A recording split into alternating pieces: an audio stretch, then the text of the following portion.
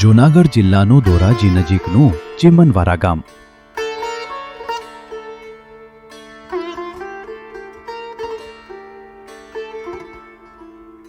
કાદુ મકરાણીનો જન્મ 1838માં જૂનાગઢ જિલ્લાના ધોરાજી નજીકના ચીમનવારા ગામે થયો.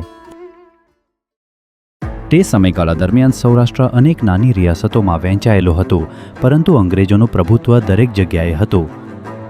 ખેડૂતો પર ભારે કર વસૂલવામાં આવતા ઘણીવાર રાજાઓ અને અંગ્રેજ અધિકારીઓ ગરીબોની દીકરીઓ પર પણ બળજબરી કરતા. આ અન્યાયની સામે લડવા માટે મકરાણી યુગનો ઉદય થયો.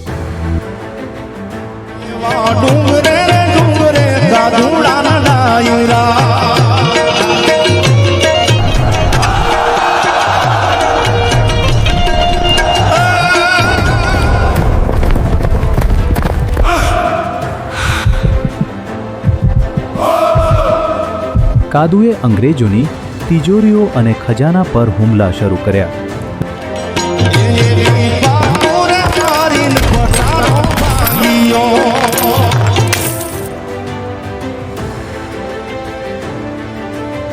લૂંટેલા પૈસા ગરીબોમાં વહેંચતા તો કોઈ ગરીબ ખેડૂતની દીકરીના લગ્ન માટે સહાયતા કરતા. આથી કાદુ મકરાણી લોકપ્રિય બનતા ગયા. લોકો તેમને દાતા અને હકના લડવૈયા કહેવા લાગ્યા. કાદુ મકરાણી અને તેમની ટોળકી પહાડો, જંગલો અને ગામડાઓમાં છુપાઈને રહેતી. અંગ્રેજોની ટુકડીઓ અનેકવાર તેમને પકડવા દોડતી, પરંતુ કાદુની બુદ્ધિ અને લોકપ્રેમથી તેઓ દરેક વખતે છટકી જતા.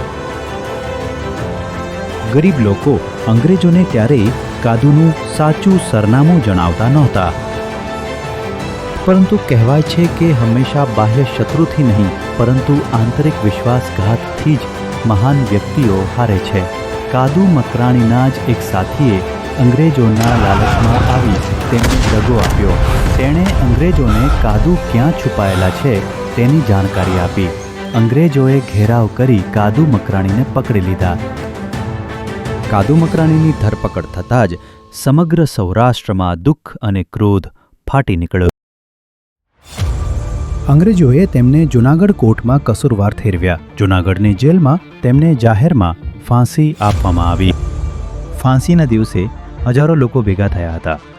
લોકોના ચહેરા પર શોક, આક્રોશ અને ગર્વનું મિશ્રણ જોવા મળ્યું. કાદુ મકરાણી માત્ર એક ચોર કે લૂંટારો નહોતા, તેઓ ન્યાય માટે લડનાર ક્રાંતિકારી હતા. આજે પણ લોકગીતો, દંતકથાઓ અને વાર્તાઓમાં કાદુ મકરાણી જીવંત છે.